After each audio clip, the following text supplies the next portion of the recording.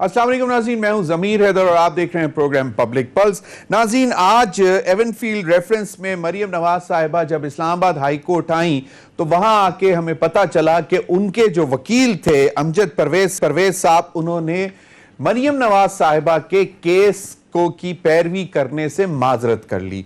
मरियम नवाज साहिबा का कहना था कि जी उनकी तबीयत ठीक नहीं है, और उनके साथ अता तारड़ साहब थे, उन्होंने भी यही कहा कि उनको शायद बैक की प्रॉब्लम है जिसकी वजह से वो अब पैरवी नहीं कर रहे। लेकिन मैं सुन रहा था एक निजी चैनल पर अता तारड़ साहब कह रहे थे कि जी हम उनसे दरखास्त कर रहे हैं कि वो मरियम नवाज साहिबा का केस सुने, क्योंकि ये कोई डे टू डे बेसिस पे हियरिंग नहीं हो रही है, तो इसमें काफी टाइम है, तो वो जब बेहतर समझें तो वो आ जाया करें। लेकिन कुछ इतलात ऐसी हैं, मुझे मालूम नहीं, मुसद्दिका इतलात नहीं है, लेकिन कहने को कुछ बातें जो सुनने में आ रही हैं वो ये है कि अमजद परवेज साहब जो कोई दरखास्त मरियम नवाज साहिबा देना चाह रही हैं, और वो चाह रही हैं कि पहले उस पर बात हो, जो कोई वो नई चीजें सामने लेके आ रही हैं तो फिर जो है वो आगे केस चले, वरना मरियम नवाज साहिबा ने आज वाज़े तौर पर कह दिया तो फिर मुझे इस में हक बजानिब होंगी वो कहने में कि उनके साथ इंसाफ नहीं हो रहा।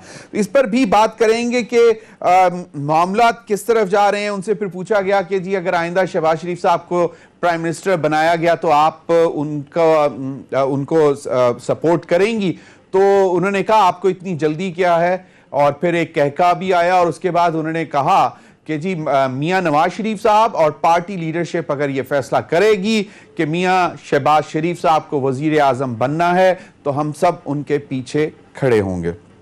ये बड़ी दिलचस्प सूरत हाल है। दूसरी जानिब बड़ी कुछ दिनों से चल रही थी चौधरी निसार अली साहब के साथ के हवाले से कि वो शायद पीटीआई ज्वाइन कर रहे हैं या नहीं कर रहे, या वो इंडिपेंडेंट अपनी पीएमएलएन से एक निकाल के अपना एक ग्रुप बनाने जा रहे हैं।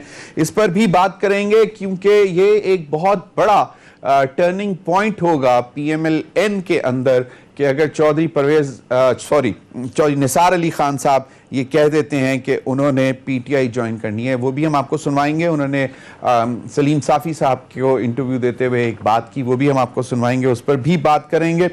नाज़रीन, दूसरी जानिब जो सबसे ज़्यादा इस वक्त मामला जिसके पीछे गवर्नमेंट भी बहुत ज़्यादा सीरियस है कि बस इसको फौरी तौर पर हो जाना चाहिए, वो है इलेक्ट्रॉनिक वोटिंग मशीन का। उस पर आज शिबली फराज साहब ने प्रेस कॉन्फ्रेंस भी की, और वो इस वजह से क्योंकि इलेक्शन कमीशन ने कुछ अपने तहफ़्फ़ुज़ात जो हैं वो पेश किए, जो मुकम्मल तौर पर 37 पॉइंट्स उन्होंने दिए, उसमें से शिबली फराज साहब का यह कहना है कि 10 पॉइंट्स ऐसे हैं जो कि ईवीएम के हवाले से रिलेटेड हैं, और वो जितने इश्यूज उन्होंने रेज किए हैं वो पहले से ही एड्रेस कर चुके हैं, और जो 27 पॉइंट्स या नुकात इलेक्शन कमीशन ने दिए हैं वो उनकी कैपेसिटी के हवाले से हैं, वो जाने, और उनका काम हमारा नहीं है। इस पर भी बात करेंगे। थोड़ा सा फिर जाएंगे महंगाई की तरफ। आज पंजाब में आटा मजीद महंगा हो गया, और ये एक बेसिक रिक्वायरमेंट है कि गरीब आदमी कम अज़ कम रोटी तो खा सकता है, चलें सालन वो मुर्गी शोरा दाल वगैरह कुछ ना खाए तो रोटी के साथ चटनी लगा के खा सकता है। लेकिन अगर रोटी भी महंगी होती जा रही है क्योंकि आटा महंगा होता जा रहा है, तो उस पर क्या बनेगा? इन तमाम मामलों पर बात करने के लिए मुझे ज्वाइन किया है मजहर अब्बास साहब, किसी तारुफ के मोहताज नहीं, senior journalist, investigative journalist, columnist, और हमारे बहुत अच्छे दोस्त। बहुत बहुत शुक्रिया मजहर अब्बास साहब आपका। अहमद जवाद साहब सीनियर रहनुमा Pakistan Tehreek Insaf, central information secretary भी हैं पार्टी के। बहुत बहुत शुक्रिया अहमद जवाद साहब आपके भी वक्त का। मैं पहले जरा चाहूंगा कि शिबली फराज साहब ने जो बात की है, क्योंकि ईवीएम के मामले पे आजकल बड़ी जरा लेदे हो रही है, तो मैं चाहूंगा पहले इस मौजू पे बात कर लें। शिबली फराज साहब ने क्या बात की ये सुन लें जरा। जी मजहर अब्बास साहब आपसे शुरू करना चाहूंगा। जो उन्होंने पहले तो बता दिया कि 10 पॉइंट्स जो हैं वो ईवीएम से रिलेटेड हैं, और वो तमाम एड्रेस हम इश्यूज कर चुके हैं जो टेक्निकल उन्होंने रेज किए। 27 पॉइंट्स उन्होंने कहा कि ये इलेक्शन कमीशन की कैपेसिटी के हवाले से हैं, और वो जाने, उनका काम जाने, वो उसको खुद बेहतर करें। لیکن جو سب سے دلچسپ بات انہوں نے کی، انہوں نے کہا کہ جی ہمارا کام ہے قانون سازی کرنا، پارلیمنٹ کا کام ہے قانون سازی کرنا، اور قانون کے نیچے سب ادارے اس کے تابع ہیں، اور اس میں کوئی شک یا ابہام نہیں ہے اور نہ ہونا چاہیے۔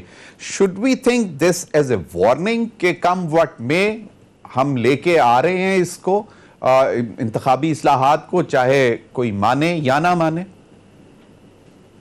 شکریہ ضمیر، کرنے کو آپ کچھ بھی کر سکتے ہیں، لیکن فرض کریں الیکشن کمیشن ریفیوز کر دیتا ہے، پھر کیا کریں گے آپ؟ الیکشن کمیشن بہرحال ایک انڈیپینڈنٹ باڈی ہے، وہ آپ ضرور نامنیٹ کرتے ہیں، گورنمنٹ اور اپوزیشن مل کے نامنیٹ کرتی ہے، لیکن اگر الیکشن کمیشن ریفیوز کر دیتا ہے، آپ الیکشن کمیشن کو تبدیل نہیں کر سکتے، ماں سے باعث کہ آپ سپریم جوڈیشل کونسل میں چلے جائیں۔ صحیح۔ تو پہلی چیز تو چیز یہ کہ الیکشن کمیشن جس نے الیکشن کرانے ہیں، جب تک اس کی ریزرویشنز کو ایڈریس نہیں کیا جائے گا، ان کو مطمئن نہیں کیا جائے گا، آپ یہ کام آگے بڑھا نہیں سکتے۔ یہ شبلی فراز صاحب کو یہ سمجھنے کی ضرورت ہے کہ اس طرح کام نہیں آگے بڑھتے۔ مطلب جو باقی پارلیمنٹ قانون سازی کرے، سب کچھ کرے، لیکن الیکشن جس نے کرانے ہیں اس نے اپنی ریزرویشنز آپ کے سامنے رکھ دی ہیں، انہوں نے رکھ دیا ہے کہ کتنے پریکٹیکل ہے، یہ کتنا پریکٹیکل نہیں ہے۔ صحیح۔ ان کو سیٹسفائی کرنا گورنمنٹ کا کام ہے، پارلیمنٹ کا کام ہے، ان کو سیٹسفائی کر دیں، ظاہر ہے سب کے لیے ایکسیپٹیبل ہوگا۔ لیکن بنیادی چیز یہ کہ کیا الیکشن میں دھاندلی پولنگ اسٹیشنز پہ ہوتی ہے؟ الیکشنز میں کتنی پٹیشنز، یعنی آپ پچھلے 3-4 الیکشنز اٹھا لیں، صحیح، اور جن کو ون وے اور دی ادر کنٹروورشل کہا گیا، اور پھر دیکھ لیں کہ الیکشن ٹرائبونل تک کتنی پٹیشنز پہنچی، اور دوسرا یہ دیکھ لیں کہ الیکشنز کا جو ماضی ہے، الیکشن ماضی کرانے کا جو ہے، اس میں بھی اگین پولنگ اسٹیشنز والا مسئلہ نہیں ہے۔ 88 کا الیکشن اٹھا لیں، 90 کا الیکشن اٹھا لیں، اس کے بعد کے آپ الیکشنز اٹھا لیں، 2013 کا الیکشن اٹھا لیں، تو اس میں مینجمنٹ والا مسئلہ ہوتا ہے کہ الیکشن مینج کیے جاتے ہیں، پارٹیز کو ادھر سے ادھر کیا جاتا ہے۔ کسی پارٹی آج تک ایم کیو ایم جو ہے وہ کراچی میں رونا روتی ہے کہ اس کا مینڈیٹ چھین لیا گیا، تو اب یہ کوئی بیلٹ پیپرز کے تھرو تو نہیں چھینا گیا، کہیں پولنگ اسٹیشنز پہ تو یہ نہیں ہے۔ تو وہ چیزیں ایڈریس کرنا جو ہے وہ اس سے زیادہ امپورٹنٹ ہے، اس میں ای وی ایم ہو یا کوئی بھی موجودہ ہو، لیکن اس طرح راتوں رات نتائج تبدیل جو ہوئے ہوتے ہیں، اس کو یہ کوئی چیز ایڈریس نہیں کر رہی۔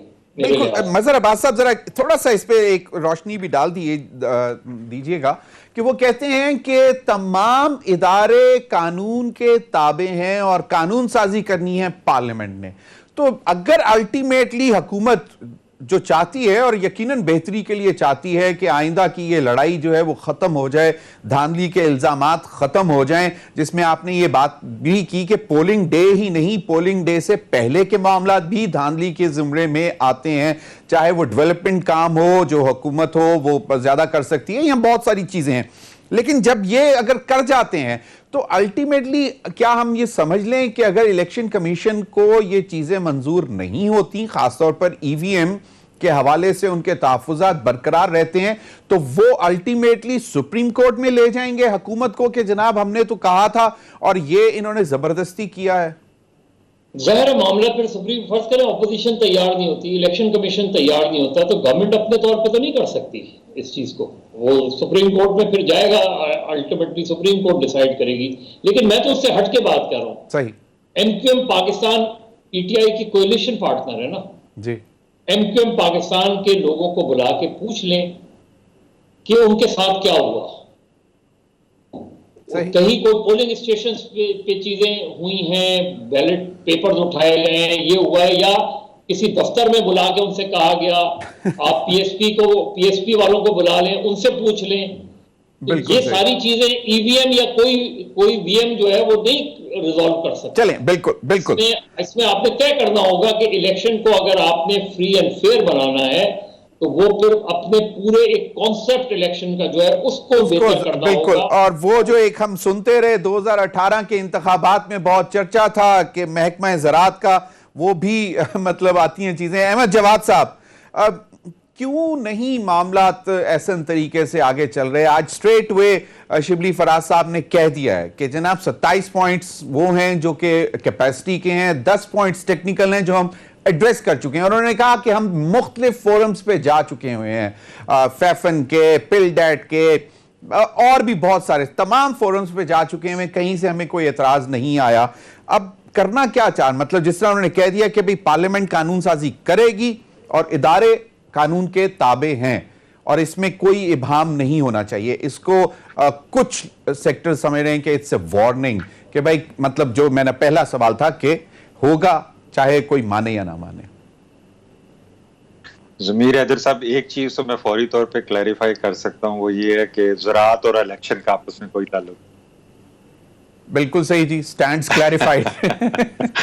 اچھا، دوسری دیکھیں بات یہ ہے الیکٹرانک ووٹنگ مشین کے حوالے سے، دیکھیں سب سے پہلے تو یہی شبلی فراز صاحب نے جو پریس کانفرنس کی ہے، وہ بھی جو بات وہ کہہ رہے ہیں اس میں دیکھیں پارلیمنٹ کا جو کردار ہے وہ صرف قانون سازی کا ہے، یعنی آپ نے ایک قانون پاس کرنا ہے کہ الیکٹرانک ووٹنگ مشینز کو الیکشن کے طریقہ کار کے اندر شامل کرنا ہے، اور اس کے بعد الیکشن کمیشن آف پاکستان کی ذمہ داری ہے اس کی ایگزیکیوشن اور اس کے طریقہ کار کے مطابق، وہ پارلیمنٹ نے نہیں کرنا، ٹھیک ہے۔ اب جو سوالات الیکشن کمیشن آف پاکستان نے ریز کیے ہیں، یہ آج انہوں نے ریز کیے ہیں یا یہ کل جب ان کے پاس بل پاس ہو کے آئے گا اس وقت بھی انہوں نے ریز کرنے ہیں؟ یعنی ریز کرنے سے مطلب یہ ہے کہ جب آپ ایک نیا سسٹم جس میں کہ ٹیکنالوجی کا استعمال ہوتا ہے تو اس کے استعمال کے حوالے سے لازمی سوالات ہونے چاہیے۔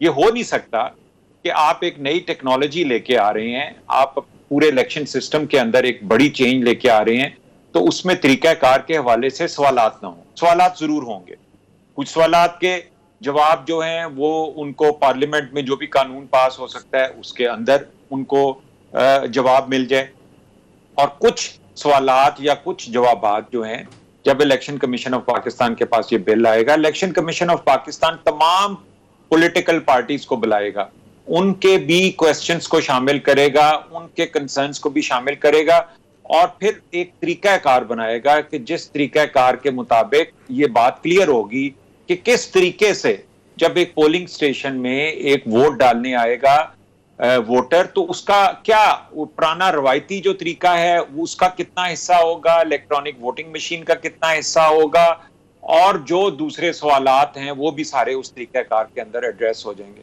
تو میں نہیں سمجھتا کہ یہ کوئی ایسی کنسرن والی بات ہے۔ احمد جواد صاحب، یہ آپ سمجھے کہ احمد جواد صاحب آج شبلی فراز صاحب نے کہا کہ ہم چاہتے ہیں کہ ٹیکنیکلی جو ساؤنڈ لوگ ہوں، جو انفارمیشن ٹیکنالوجی کو سمجھتے ہوں، جو دیگر جماعتیں ہیں، وہ ان لوگوں کو ہمارے ساتھ بٹھائیں اور وہ ہمیں تحفظات بتائیں تاکہ ان کو ہم بہتر طریقے سے سمجھا سکیں۔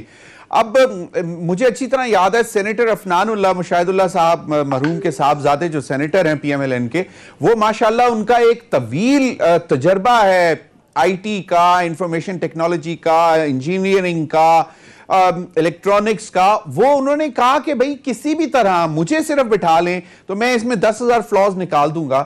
تو آج بھی شبلی فراز صاحب کہہ رہے ہیں کہ جی آپ اپنے ٹیکنیکل لوگ لائیں، تو اگر وہ آپ کا کیا مطلب ہے؟ یہ میں نہ مانوں والی کہانی ہے یا اس میں واقعی کچھ آپ کو لگ رہا ہے کہ ایسے فلاز ہیں جن کو ایڈریس ہونے کی ضرورت ہے؟ دیکھیں ضمیر حیدر صاحب، ایک تو وہی جو آپ نے ابھی تھوڑی دیر پہلے کہا، عفنان صاحب کا آپ نے ذکر کیا کہ انہوں نے کہا کہ میں اس میں 100 فلاز نکال سکتا ہوں۔ اصل میں دیکھیں یہ ڈیبیٹ اس وقت یہ نہیں ہے کہ یہ ایسے ہی ہے کہ آپ کو ایک نیا کمپیوٹر دیا جائے، آپ کو تھوڑی سی بھی اگر آئی ٹی کی نالج ہوگی آپ 10 سوالات کھڑے کر سکتے ہیں کہ یہ کرتا ہے، یہ نہیں کرتا، یہ کیوں نہیں کرتا، یہ ایسے کرتا ہے۔ دیکھیں یہ تو ٹیکنالوجی ہے، اس پہ سوالات ضرور ہوتے ہیں، لیکن اصل مقصد یہ ہے کہ اگر ہم نے ٹیکنالوجی کا استعمال کرنا ہے اگلے الیکشن میں اور اس سے ٹرانسپیرنسی میں آپ کو مدد ملتی ہے تو ضرور کرنا چاہیے، لیکن اس کو ضرور کرنے کو بھی ہم یہ کہتے ہیں کہ وہ کوئی ضرور کرنا کوئی یہ نہیں ہے کہ ہم نے سسٹم کو بائی پاس کرنا ہے۔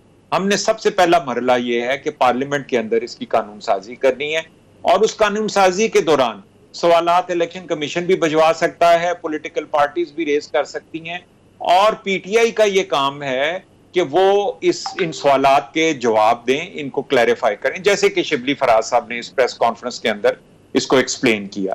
اس سے جو اگلا مرحلہ ہوگا, دیکھیں جس دن بل پاس ہو گیا نا, اس دن یہ الیکشن کمیشن نے ڈیسائیڈ کرنا ہے کہ اس نے اس کی امپلیمنٹیشن کیسے کرنی ہے, اس کی ایگزیکیوشن کیسے کرنی ہے. صحیح, بالکل. اور وہ سٹینڈ الون نہیں کرے گا, کوئی سنگل ہینڈڈلی نہیں کرے گا. لیکن جواد صاحب کوشچن یہی ہے نا کہ اگر وہ آؤٹ رائٹلی کہہ دیتے ہیں کہ جی نہیں, نتھنگ ڈوئنگ, اس کو ہم انکارپوریٹ ابھی نہیں کر سکتے, تو پھر کیا صورتحال ہوگی. لیکن مظہر عباس صاحب, بات یہ ہے کہ کیا کسی لیول پر بھی سیاسی جماعتیں انتخابی اصلاحات پر, تمام سیاسی جماعتیں یا اپوزیشن ایگری کر جائے گی, یا آپ کو, اور اگر ایسا وہ ایگری نہیں کرتے اور زبردستی سے حکومت اس کو لانے کی کوشش کرتی ہے یا لے آتی ہے, تو اس کا پھر آئندہ کا کیا لاہ عمل آپ کو لگ رہا ہے؟ کیونکہ کیا پارٹیز, کم از کم پیپلز پارٹی تو اب کہہ چکی ہوئی ہے کہ جی ہم نے ایک دفعہ غلطی کی تھی الیکشنز کا بائیک آؤٹ کر کے, آئندہ وہ کبھی نہیں کریں گے, تو آپشن یہ تو ہے نہیں,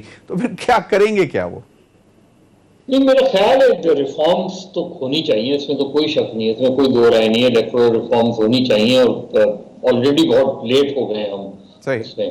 ظاہر ہے سب, اس کی وجہ یہ ہے کہ ایک دوسرے پہ کانفیڈنس نہیں ہے, سارا مسئلہ لیک آف کانفیڈنس ہے. پھر یہ کہ اتنی بکرنگز ہیں اس طرح کے, ہم ایک دوسرے کے خلاف پرسنل اٹیک کر دیتے ہیں کہ اس کے بعد وہ فضا رہتی نہیں کہ سنجیدہ کام کیا جائے.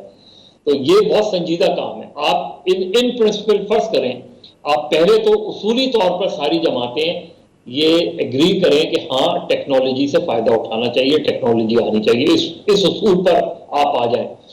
دوسرے یہ کہ اب رہ جاتا ہے کہ گورنمنٹ ایک ٹیکنالوجی پروپوز کر رہی ہے, تو اپوزیشن کو اگر اس پہ اعتراض ہے تو انہیں کاؤنٹر ٹیکنالوجی لانی چاہیے, کاؤنٹر اسٹریٹجی لانی چاہیے کہ نہیں جی ہم یہ چاہتے ہیں کہ اس کو ٹرائی کر لیں, دونوں چیزوں کو ٹرائی کر لیں, جو بھی سوٹیبل ہو, جس پہ کنسنسس بن جائے وہ کرنا چاہیے. مظہر عباس صاحب, ایک یہ سوال میں آپ سے بھی کروں گا اور پھر احمد جواد سے بھی, کہ کیا ووٹر ٹیکنالوجی لٹریٹ ہے اس مشین کو؟ مطلب اگر ایک مائی 80 سالہ خاتون, مطلب وہ تو پھر اس کے سر پہ کوئی کھڑا ہوگا کہ اے مائی ایتھے لا دے, اے بٹن دبا دے, تو پھر کیا کریں گے؟ اور 70% ہمارے دیہاتی علاقوں میں وہ یقیناً اسمارٹ فونز تو یوز کر رہے ہیں.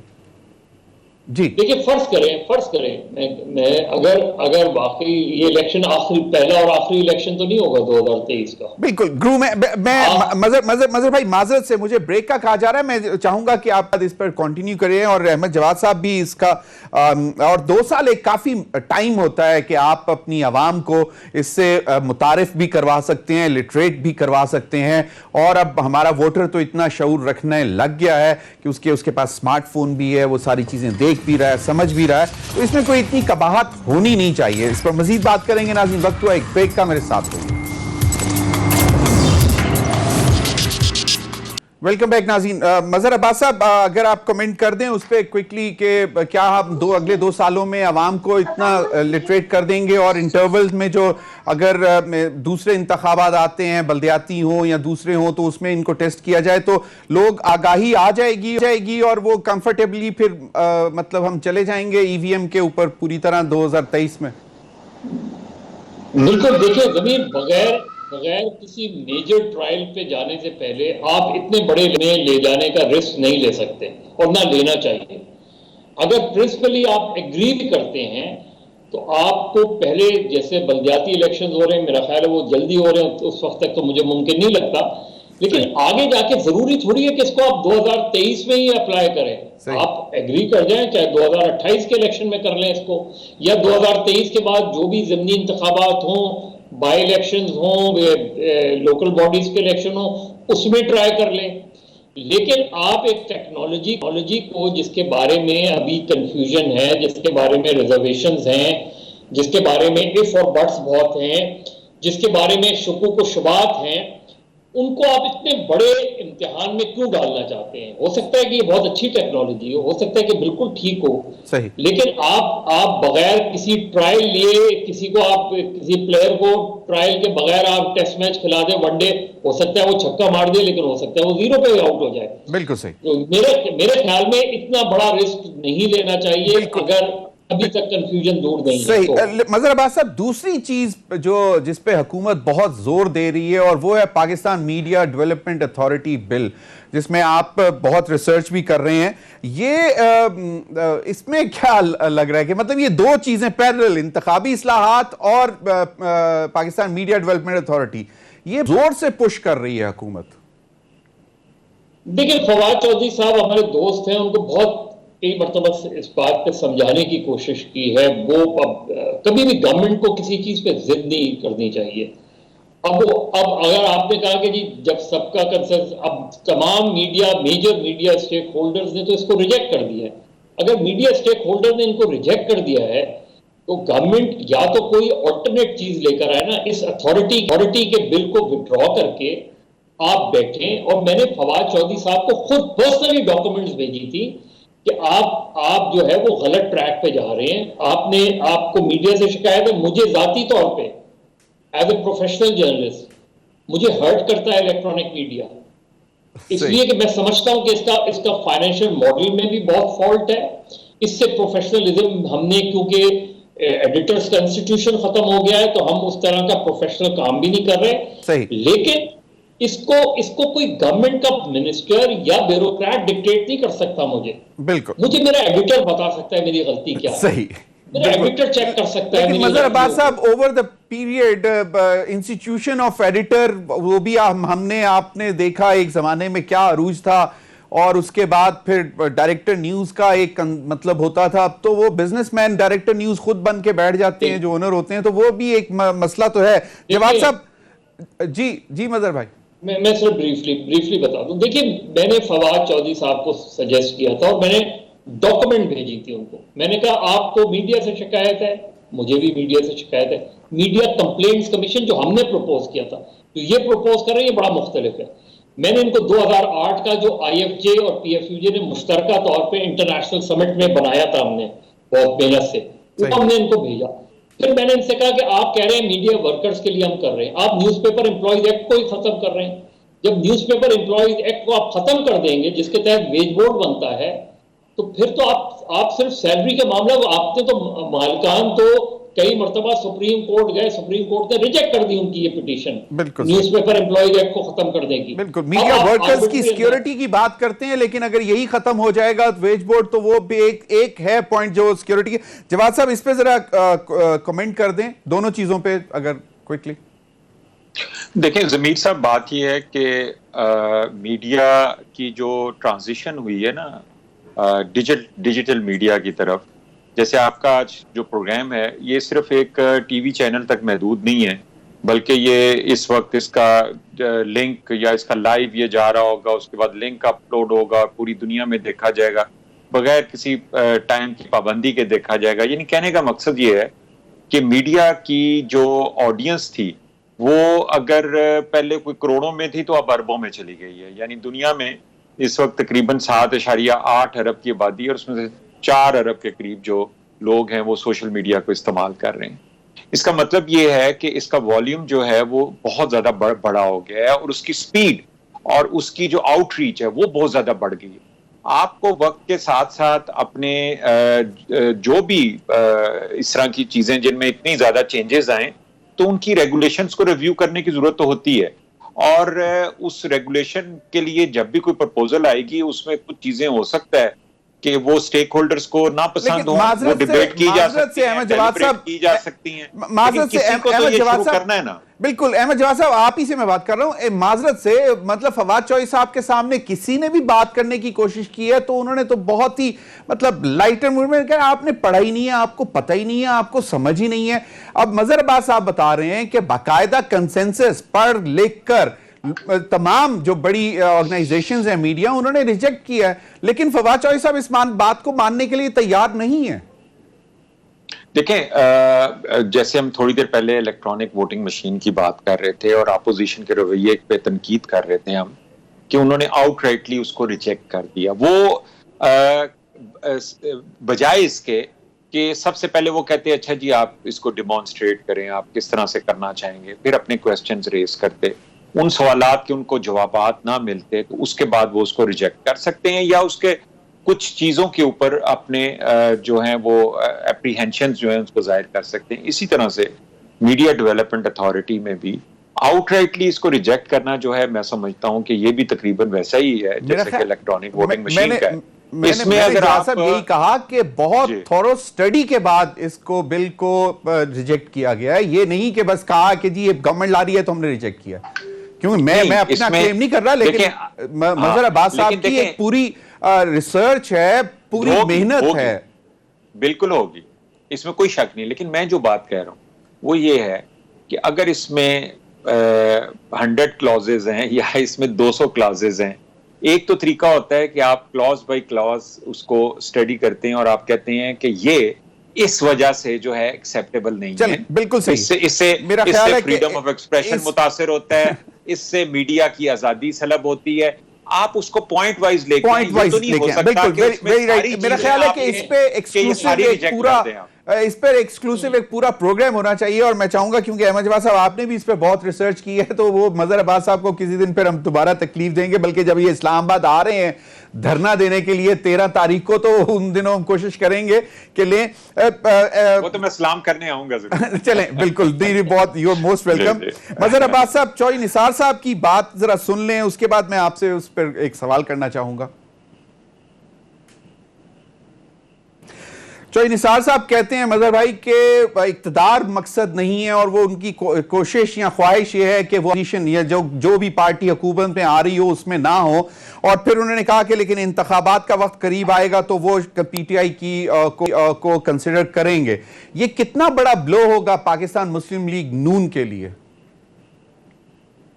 دیکھیے, چوہدری نثار سے میرے بڑے اچھے تعلقات ہیں. چوہدری نثار کو میں نے جو سوالات بھیجے تھے ان کا جواب نہیں دیا انہوں نے مجھ سے کہا کہ نہیں یار میں ابھی اس پہ بات نہیں کرنا چاہتا. اور چوہدری نثار اس وقت جو انہوں نے سلیم صافی صاحب سے بات کی ہے, اس وقت جب 2014 کا دھرنا ہو رہا تھا, اس وقت میں نے چوہدری نثار صاحب سے انٹرویو کیا تھا. اس وقت انہوں نے یہ بات کی تھی کیونکہ عمران خان سے ان کے بہت پرانے تعلقات ہیں, دونوں ساتھ پڑھتے رہے ہیں اس میں.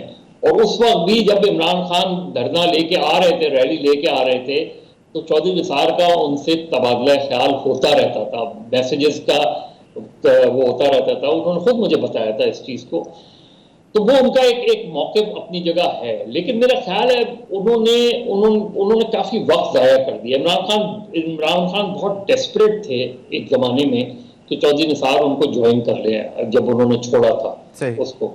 میرا خیال ہے چوہدری نثار نے تھوڑا سا لیٹ کر دیا. اب ایشو کیا ہے, چوہدری نثار اگر آتے ہیں پی ٹی آئی میں تو غلام سرور پی ٹی آئی میں نہیں رہیں گے, وہ نکل جائیں گے پی ٹی آئی سے, کیونکہ ان کا اور چوہدری نثار کا ایک کلیش بنتا ہے. اور اس وقت بھی جب چوہدری نثار کے بارے میں خبریں آ رہی تھی تو سرور صاحب نے برملا یہ کہہ دیا تھا کہ اگر چوہدری نثار آتے ہیں تو پھر میں پی ٹی آئی کا حصہ نہیں بنوں گا. چلیں, پی ایم ایل این کو کتنا بڑا بلو ہوگا, کیونکہ مجھے بریک کا کہا جا رہا ہے, میں چاہ رہا ہوں کہ بریک کے بعد پھر میں احمد جواد صاحب سے بھی اس پہ کمنٹ لے لوں گا.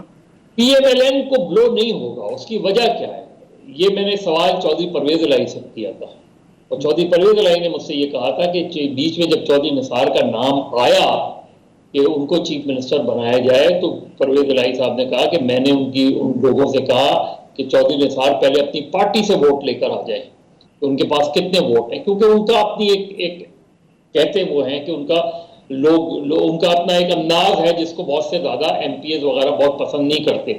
اصل چیز یہ کہ پی ایم ایل این کو مجھے نہیں لگتا کہ بہت بڑا بلو ہوگا اگر چوہدری نثار پی ٹی آئی میں چلے جاتے ہیں. پی ٹی آئی کے علاوہ ان کے پاس کوئی اور آپشن ہے نہیں. صحیح, بالکل. لیکن ان کا ایک کمنٹ میں بریک کے بعد اس پہ جان لوں گا کہ ایک کمنٹ کے he will prefer to go with the party, جو losing party جو اپوزیشن میں بیٹھے, کیونکہ ان کا اقتدار مقصد نہیں ہے. اس پر مزید بھی بات کریں گے. ناظرین, وقت ہوا ایک بریک کا, میرے ساتھ رہیے.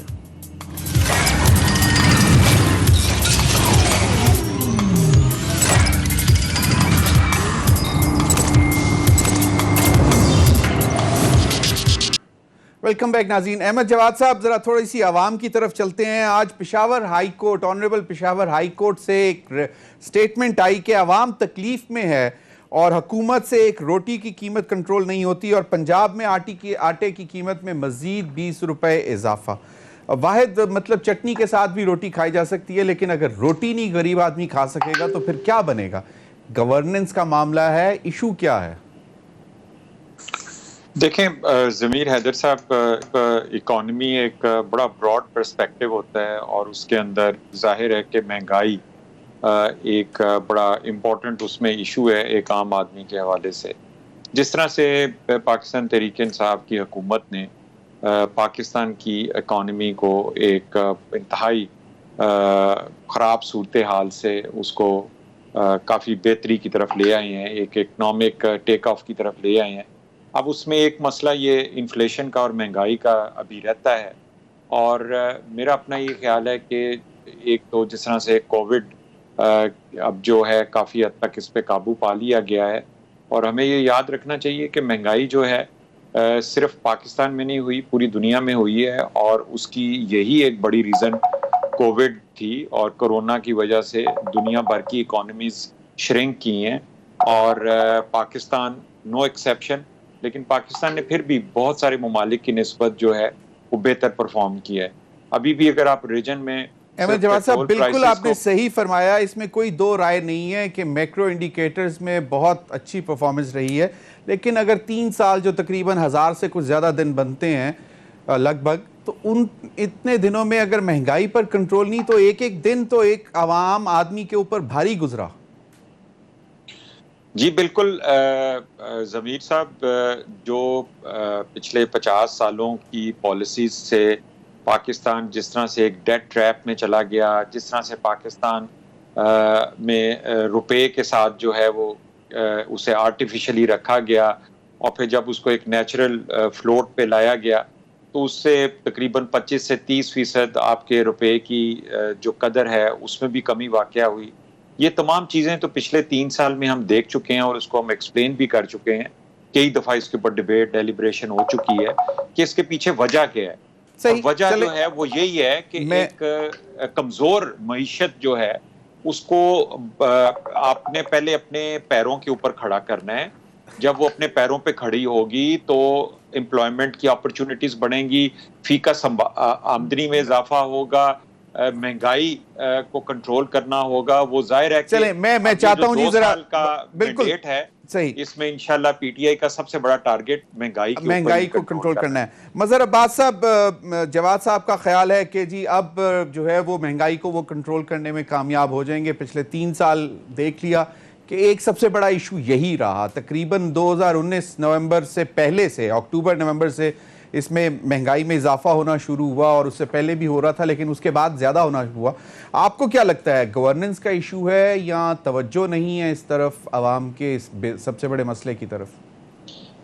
دیکھیں مہنگائی ایسی چیز ہے کہ چیزیں قیمتیں اوپر جاتی ہیں, اس میں کوئی بھی شک نہیں ہے. ہماری عجیب و غریب ایک نیریٹو بنایا ہوا ہے. جب 77 کی تحریک میں ہم سنتے تھے کہ جی 70 کی سطح پہ قیمتیں لے آئیں گے, جو بالکل اللاجیکل بات تھی. اصل چیز کیا ہوتی ہے؟ اصل چیز یہ کہ جب قیمتیں بڑھتی ہیں تو آپ لوگوں کی تنخواہیں میں بھی اسی لحاظ سے اضافہ کرتے ہیں تاکہ ان کا معیار زندگی بھی اوپر آئے.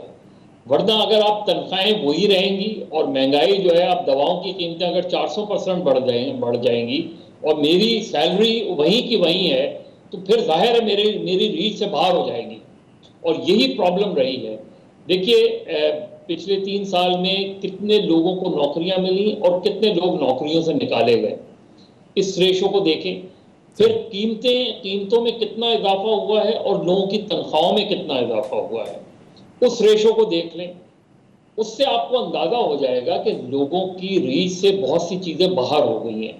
میں بالکل لوور مڈل کلاس اور مڈل کلاس کی بات کہتا ہوں, جو سیلری کلاس ہے اس کی ریچ سے بہت سی چیزیں باہر ہو گئی ہیں, اس لیے کہ اس کی تنخواہوں میں اضافہ نہیں ہوا, بلکہ آپ اور ہماری انڈسٹری میں تو تنخواہیں 20 سے 40% کٹی ہیں.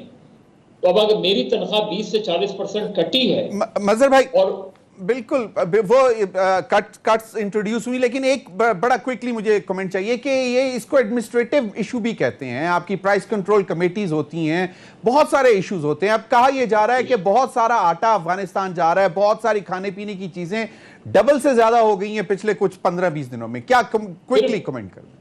صرف یہی نہیں ہوتا، دیکھیے کراچی میں ہر ڈسٹرکٹ میں الگ قیمتیں ہیں، سب جگہ پورے کراچی میں ایک قیمت نہیں ہوتی.